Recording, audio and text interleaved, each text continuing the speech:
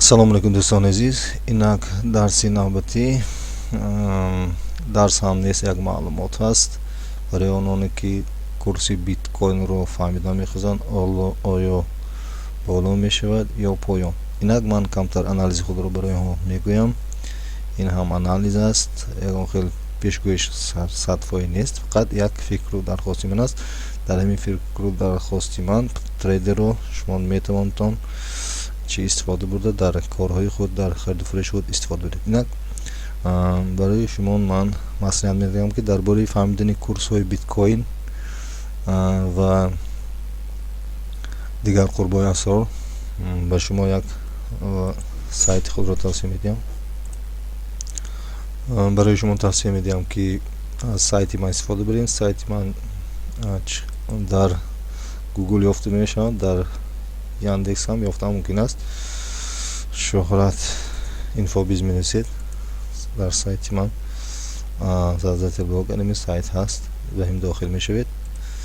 در همینجا درباره کریپتووالوتا، درباره فوندامنتال آنالیز، درباره ترندینگ، درباره خرید و فروش بسیار پیشنهادها، تاکتیک و استراتژی هستند. از این استفاده برده می توانید.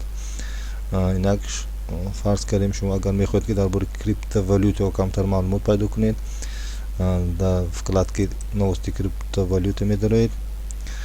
در اینجا درباره کریپتووالوتا چی استاتیاها مقاله ها هستند که از آن استفاده بوده در تریدینگ خود، خرید و فروش خود چی استفاده بوده میتونید. اینک و شما کمتر درباره سایت هم ابزار میدیم، یعنی معلومات میدیم. اینک میبینیم در اینجا گفته شده است که تسلا не собирается продавать свои биткоины. یعنی تسلا نمیخواد که بیت کوین خود را فروشد. از این خلاصه میبینیم که نرخ بیت کوین در به قریبی ها چشنش ممکن بالانس شدنش ممکن. این را در اساس میگیرید. اکنون Genesis выпустит токен, чтобы распределить кредитами. همین کمپانی Celsius токен ها میبرد که با قرضداراش به خود چه صاف کردنش ممکن است. در اینجا گفته است که возрождение بیت کوین близко. یعنی کریپتو رالی، یعنی بیت کوین رالی معناش چی؟ تیز نرخش بالانس شدنش ممکن است. این مقاله رو نیز خوانید. من سوداست که عربی درباره цифровой валюты کمتر چی کرده ایستاده است، آموخته ایستاده است. اگر به وی معقول شود و دولتش این معامله یعنی цифровой валюты را چی می درارد. анакнун ҳамин хел статиё аст. дар асоси ин статиё хонда шумо хулоса мебинед ки нархи биткоин боло мешавад ё поин мешавад. дар ҳақиқат мо дар терминал мебинем ки нархи биткоин аз 10-12 январ сар карда чӣ шуд, қимат шуданро сар кард. 12 январ нарх дар уровни чанд буд? 17. дар уровни 17077 буд. روز به روز چی قیمت شوی سر کرد در دوام 3 روز. 12 گوییم 14 گوییم خیلی 2 روز بینویت چی از 17 به 21 اومده چی رسید. باز کمتر کانسلیداسیون شد، زون کانسلیداسیون شد. زون کانسلیداسیون چی میگن؟ زون فلید میگن، زون کردار میگن.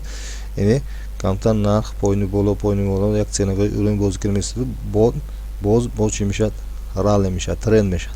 باز روزی 20 январ 2023 باز از نرخ 21 به 22 در یک مدت کوتاه چی شد؟ بالانس شد. بالانس شوی را سر کرد. یعنی ترند یک بار در دوام 1 ساعت، در دوام 4 ساعت گوییم، در دوام 4 ساعت چی بالانس شوی را سر کرد. با کمتر زون کانسلیداسیون شد. بعد روزی چندم 25 январ باز کمتر از نرخ 22 تا 23,722 چوکر برداشت، بالا شد. باز کمتر چی مدویج به حال آمد. بعد باز چی شد؟ در دوام 1 ساعت کمتر بالانس شده. باز ریسک چوکر فرامودن سر کرد. روز 28 январ کسی که در همینجا در دو حالت کار کردن ممکن بود، در حالت بای و در حالت سیل дар ду ҳолат кор кардан мумкин буд. боз пас шавиро сар кард. Мана имрӯз мебинем, имрӯз боз аз соати 4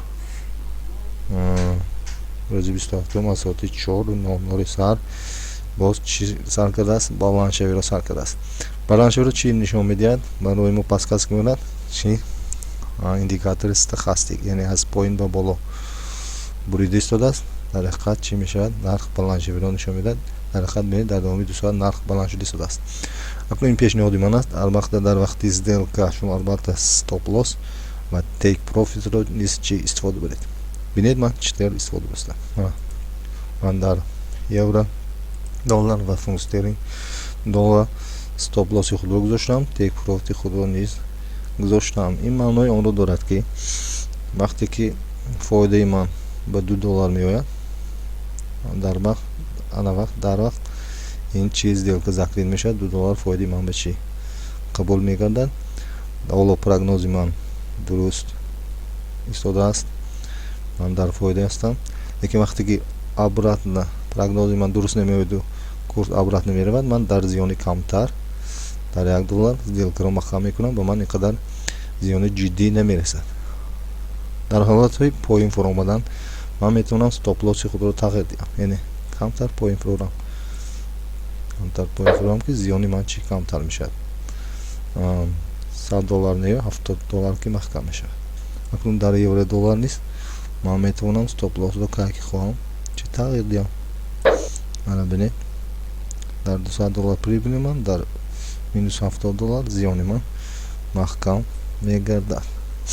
акнун бинед ҳоло сделки ман оправдат карда истодааст, яъне ман сел кардаги фунт стерлинг низ сел кардаги сделки ман ба плюс рафтедааст. инак бармегардем ба биткоин. биткоин шумо маслиҳат медиҳам ки шумо ҳоло харед бигзор, ман ҳозир мехарам, чунки стохастик чиш нестодааст, боло нишон истодааст. ман мехарам, мана харидам. стоп лосс ва take profit ро мебинам. бинед стоп лоссро чӣ хел мемонам? дасти рости муш замини дили. стоп лоссро дар ҳамин уровинҳои дар ҳамин уровини 22-28 мегузорам. 22028. take profitро дар уровинҳои 23128 мемонам. 23128 мондам. замини ана бинед дар минус $120 ман маҳкам мекунам, зиён ман бисёр намешавад. дар $128 ман чӣ мекунам? фоидаро ба даст меорам. дар ҳамин тавр шумо метавонед дар терминал MT4 кор карда фоидаи худро ба даст оред. касоне ки мехоҳанд ҳамин касби трейдинг омӯзанд, дар комментро ба ман нависанд. дар он ҷо рақамҳои телефони ман ҳаст ба WhatsApp, инчунин видеоурокҳои ман ҳаст. метавонам видеоурокҳои маро истифода бурда, ё курси трейдинги ман ҳаст тайёр, нархаш 500 сомон аст.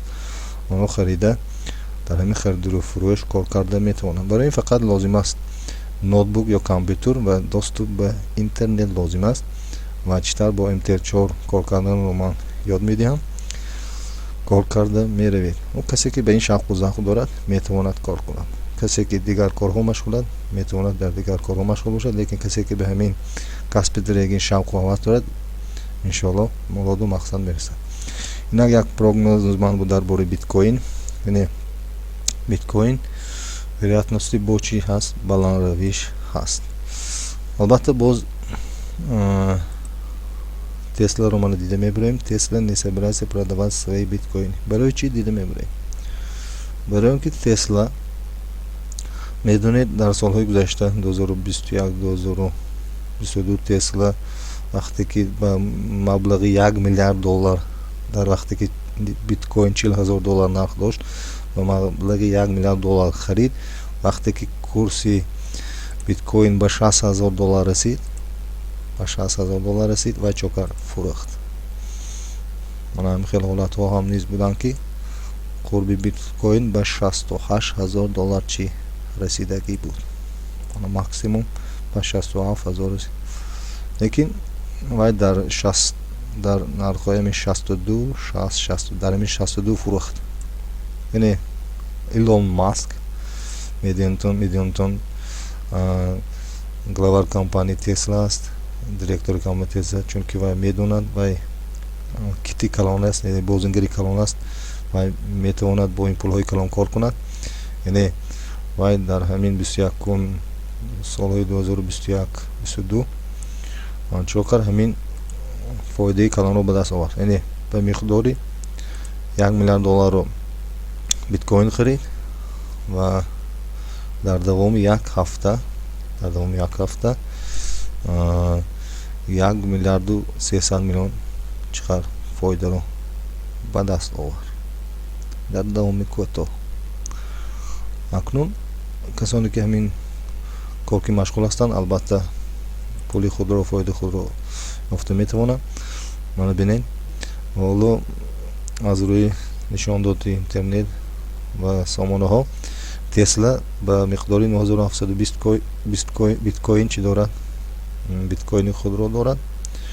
мана дар вай ҳамин миқдорро фурӯхтани ҳолӣ нест, чунки вай медонад ки биткоин бо баланд шуданаш мумкин аст.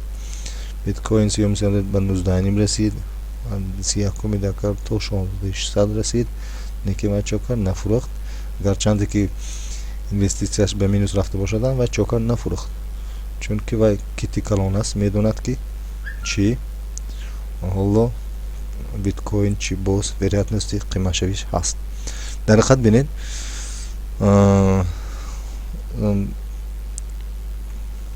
моҳҳои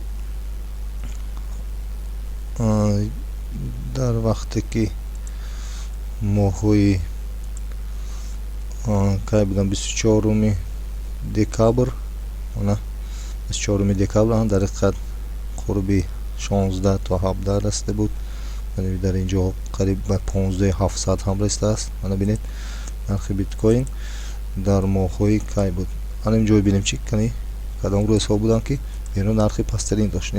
22 ноябр, 22 ноябр соли 2022 нархи биткоин то 15654 буд, бод камтар баланд шуд ва дар рӯзҳои 12 январ бениҳоят чокар якбора ба баландшавиро сар кард. дидед, значит аз ин хулоса мебарем ки Tesla, Илон Маск ҳамин чизҳоро дар прогнозаш чӣ медонистааст, яъне вай пухта аст, вай дида сармояи худро чӣ сарф мекунад ва хариду фурӯш мекунад. мо баландшавии ҳамин криптовалютаро аз рӯи ҳамин ахборотҳо, аз ҳамин новостиҳои криптовалюта дида мо ба миёнҳо тақлид карда чӣ савдои худро давом медиҳем. инак дарси ман ба охир расид. чӣ саволҳо бошад, чӣ дархостҳо бошад, ба ман муроҷиат кунед, нависед дар вай. ман ба шумо чӣ дар сайтам, дар видеороликам албатта ҷавоби худро медиҳам. инак худоҳофиз, то дарсҳои оянда. худоҳофиз.